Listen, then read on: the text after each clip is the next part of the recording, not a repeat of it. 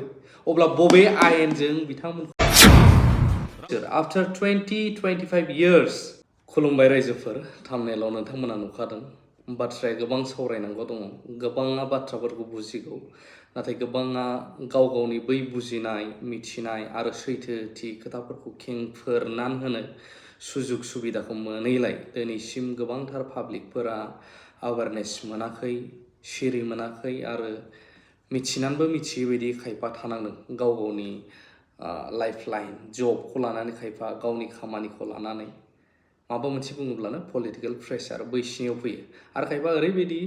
मिथिजोबो अब्लाबो बुंनो हाया मानो होनोब्ला सोरबा नङा सोरबा राजखान्थि हान्जाजों बिथांमोना सिथाबनानै दङ आरो बेफोरनि बागै माबा मोनसे खोथा बुङोब्ला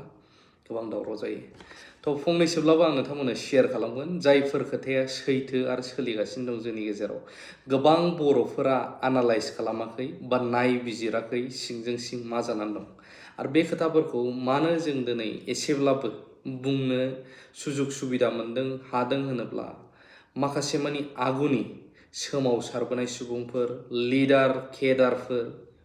आरो बेजोंनो लोगोसे मानगोनां सोद्रोमाफोरनिफ्राय जों माखासे जायगा जोंनि ओनसोलफोराव गिदिं गिदिं डाटा कालेक्शन खालामनानै बेनि खेंफोरथिया मा बैनिया मा एसेब्लाबो एनालाइज खालामनानै मोननानै नैबे बाथ्राखौ बुंनो दिनै आखायाव लानाय जादों आरो फैदों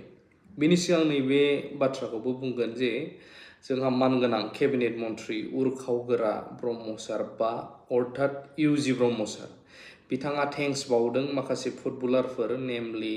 हलिचरन दुर्गा बर' मन'बिर बिथांमोनखौहाय दा बिनि गेजेरावनो गोबाङा सोंलु खालामदों जे गोगोमसार गयारियाबोथ' सासे इन्डियानि नेशनेल प्लेयार गोगोमसार गयारियाबो मन'बिर एखेयानो अब्ला मानो बिनि नामा फैयासै डाइरेक्ट इनडाइरेक्ट गोगोमसार गयारिनि बिफाया जाहैबाय सासे मैखोम बिपिएफ हान्जानिफ्राय जायनि थाखाय बिनि थाखाय बिदि खालामबाय नामा नैबे सोंलुखौ दैखांदों खायफा आरो बिदि खालामदोंब्ला जोंहा गोबां गाज्रि जायो साराबो गोबां रिप्लाइ होफिननायखौ नुदों आं माखासेखौ इउजि ब्रह्म सारा जे मिनिस्टारा जायखौ नाम लादों आं बेखौल' बुंदों नाथाय इकुवेलिटि बयबो जानांगौमोन मानो बिदि जाखो नैबे मोनसे सोंलु फैदों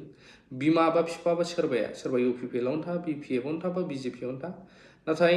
बैफोर दाया फिसाफोरनाव थांनाङा आरो जायफ्रा नैबे एप्रिसिएसनखौ मोननांगौ बिथांमोना मोननांगौ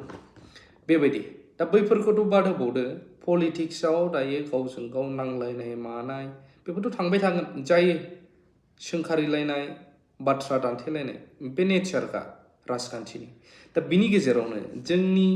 बिपिएफआनो जा इउपिपिएलआनो जा बिजेपिआनो जा कंग्रेसआनो जा नैबे हानि थाखायनोथ' नांबोदोंमोन आं थामनेलाव होदों रन्जन दैमारि सारखौबो सोरबा रन्जन दैमारि सारानो होन एनडिपि पिएलटि एबसु बिनि सिगां भलन्टियार फर्स बैफोरनिफ्राय लानानै दिनैसिमाव नाङै गोबां एग्रिमेन्ट जाबोबाय जोंहा दा लिडारफ्रा गावजों गाव सावरायोल'सैसो बुंनोल'सो हासै नाथाय थांफिननानैथ' मोजां खालामहैनो हाला मिलियन लस जाबाय बर'फोरा मिलियनल' नङा ट्रिलियन सानख'नो हायो जोंनियाव मा गैयामोन गासिबो दंजोबखायोमोन नाथाय बैफोर रिसर्सफोरखौ जोंनि लिडारफोरनि माखासे दैदेननाय केडारफोरनि मिलायलायै गावजों गावनि जाउनाव गोबां सिलिंखार जाबोबाय जोंहा मिथिंगानिफ्राय मोननाय बुस्थुफोर बिफां लाइफां साल दंफांफोर बिसिबां दंमोन जोंनियाव लस जाबोजोब्बाय माब्रै जाबोखो गोबां खोथा दङ दा बिनि गेजेरावनो नांनायाथ' बयबो नांबोदोंमोन जानो हागौ आफादा गुबुन नाथाय थांखियाथ' मोनसेयानो बयनाबो सेपारेट स्टेट बड'लेण्डमोन दा बिनि गेजेरावनो दासिमावबो जोंनि बर' लिडारफ्रा मानो ज' जानो रोङा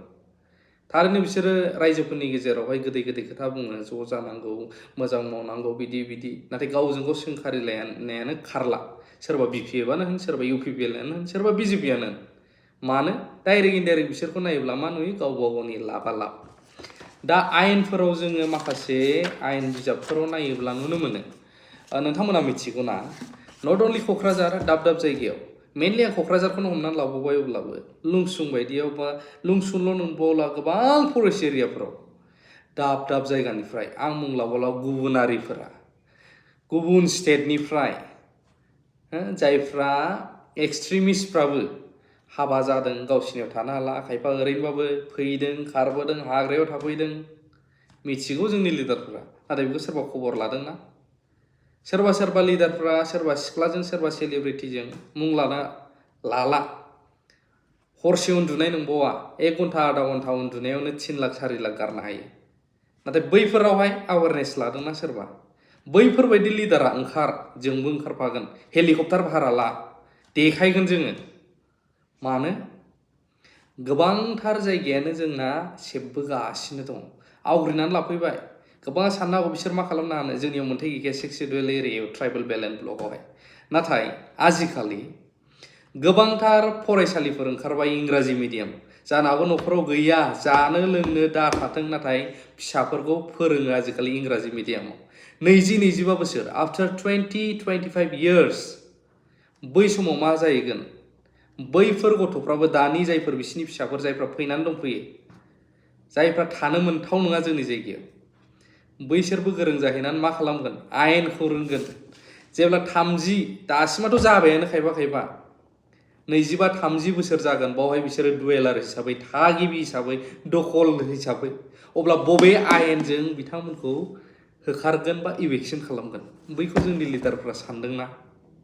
जों बिजाबफोर फरायनानै आरो माफोर फरायनानै गोबां एनालाइज खालामोबा नुयो दायो जोङो लिडारफोरनि माखासे लिडारफोरनि गिदिंनानै बिसिनि रायलायनाय स्टाइला माबायदि माब्रै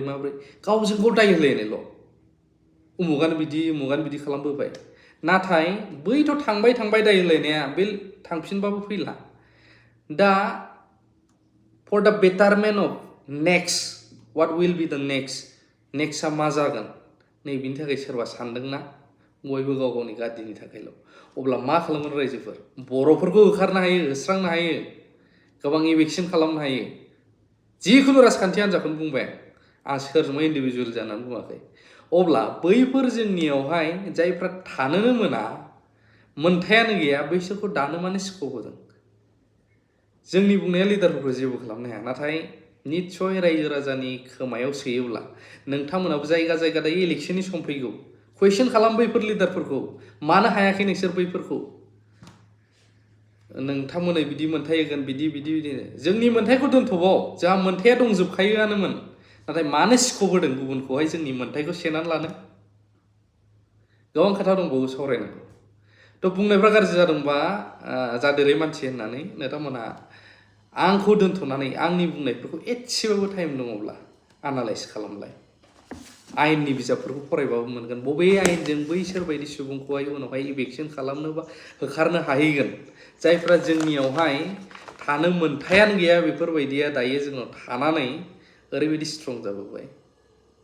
कमेन्ट होलाय रायजोफोर बेखिनियानो आरो भिडिअखौ मोजां मोनोब्ला शेयार खालामनो हागोन जाहाथे बयबो रायजो राजाया बुजियो बेयाव खुनु पलिटिकेल पार्टिनि खोथा गैया बयबो जों बर'सो नालाय